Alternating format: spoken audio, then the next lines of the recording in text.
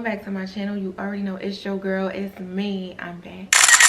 Y'all, I loved all the comments. I love all the well wishes for my birthday. My 29th birthday was amazing, y'all. I went out to eat, some live music, two of my favorite things to do. It was recently brought to my attention. Being 29, living in the city of Philadelphia, being myself has felt like a radical example or a radical demonstration. Thank you. Happy birthday!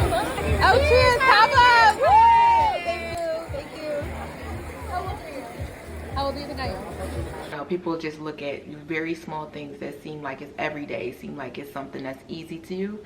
People look at those things as such like, oh my gosh, she is oh my god. And I want to, like, you know, start this video off and give the title of this video, being a radical woman, being a wild woman in Philly.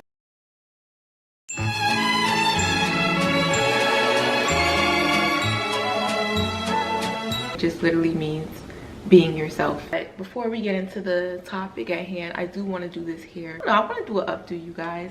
I like this, but it rained today, so it's a little poofy. But what I'm gonna do is straighten this out and then add some flexi rods and whatnot, and we're gonna do a cute little updo. I kind of have to put it in quotations, being a quote-unquote wild woman, and what that looks like.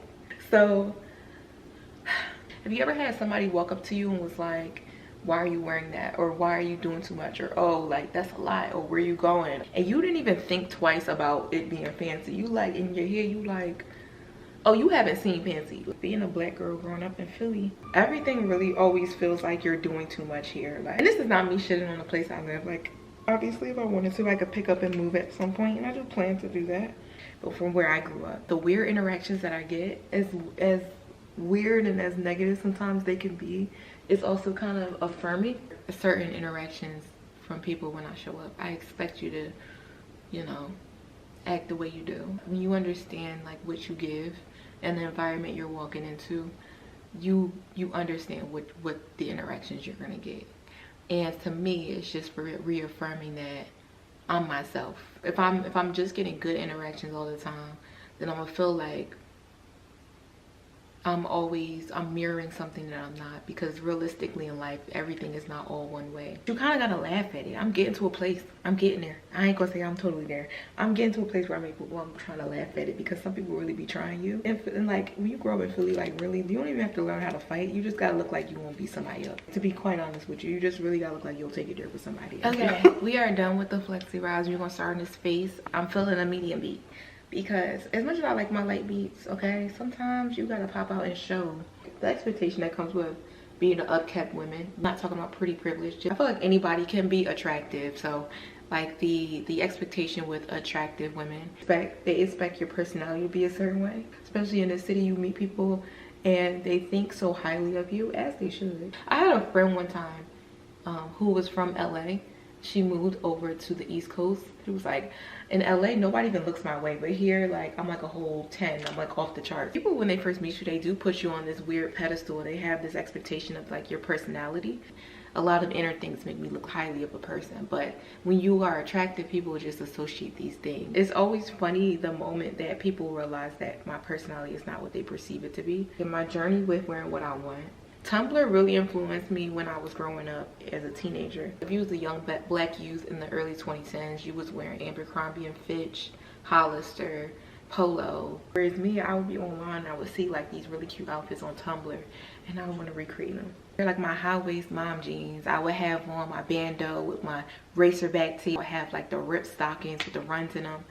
And I'm like, oh, I am giving, like I am serving. I wouldn't even be looking per se for like any validation, but like the reactions I would get would be so sexual. I didn't understand it, because I'm like, this is not a sexual outfit. I'm not trying to be sexy. I was the only language they knew when they found something attractive was to sexualize it. And it was so confusing to me. But like, literally the girls that get it, get it. It's like, I don't even care nowadays if I know that I go to a place and I know this is how people dress or typically dress, and I don't want to, you know, I'm coming here with a whole different look or however I express myself. I don't confine myself to be like, okay, let me dress and fit in, let me not do too much. Like, once I start chiseling away at myself, at my freedom as a woman in terms of expression, it's gonna start snowballing in other areas of my life. Dating makes me feel like a wild animal in the city. This city has a hyper focus on the traditional American dream. There are some things I might want to pull from traditionally that I want out of a relationship. To say that, to also say that I'm not going to just be at anybody's hand and foot just because they got a 401k and a pension, okay, and they got good benefits. Listen, in Philly, if you are a man with a city job, talking about within my community, within Philly, okay? I'm not saying the black community as a whole. I'm not saying this is in every community. If you are a black man with a city job or a government job and you have benefits, oh, baby, you having your picks. You are the creme de la creme. I've always had much more of a requirement for men that I've dated. I'm really attracted to things that you cannot buy that are not surface level. I'm more of a woman that'll say no, but thank you. Or I'm more of a woman that will be like, okay, like, sure, let's do this. And then, thank you so much, bye, you know? And the expectation here is for a woman to be kind of like subservient and just kind of wait like Cinderella, like Rapunzel in this castle. I've always just wanted more out of everything. Like, I want to experience life. I want to do things on my own accord. I want to be able to get up when I want. I want to be able to stay when I want. Okay, yes, I changed my shirt. I went to go take a shower. I don't think I told y'all where I'm going. I'm going to an old head party featuring some house music. You know, lately I've been loving the party with Gen X. Like Gen X, like it ain't no questions about it. It's no weirdness. I ain't gonna say not yet.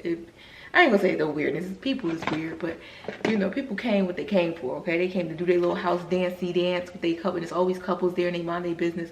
I like it. I like it. So yes, finally, being an alien, a wild woman. You're not a wild woman. You just live in a certain city. You just live in a very basic city. That's the conclusion. Voila. But yeah, y'all, that is my video. I hope you enjoyed. Let me know what other topics you want me to talk about. We can get into the things. See y'all in my next video. Bye.